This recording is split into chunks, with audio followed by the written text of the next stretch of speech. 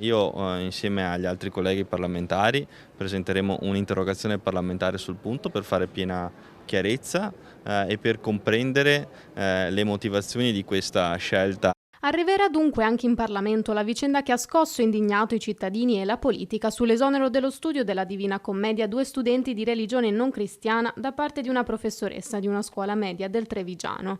Il tema ancora scotta e la presidente della società Alighieri invita a riflettere e a studiare il testo. Se è vero che Dante colloca Maometto tra coloro che seminano discordia, questo non significa che il poeta avesse una visione negativa dell'Islam.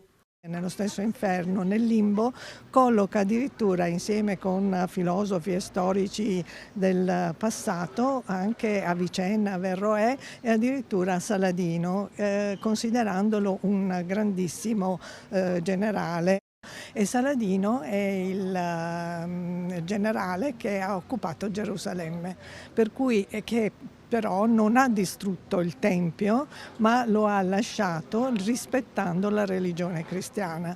E addirittura poi si dice che si pensa che ci siano delle affinità tra la Divina Commedia e il Corano. Affinità che sono da ricercare in un libro storico in cui si racconta che Maometto sia salito al cielo con un cavallo e poi ridisceso perché Allah gli abbia dato l'incarico di diffondere la buona novella. Può essere l'ispirazione presa da Dante, quindi anche Dante arriva al cielo, addirittura cita anche Maometto e l'Islam nel paradiso e poi ritorna e attraversa l'inferno.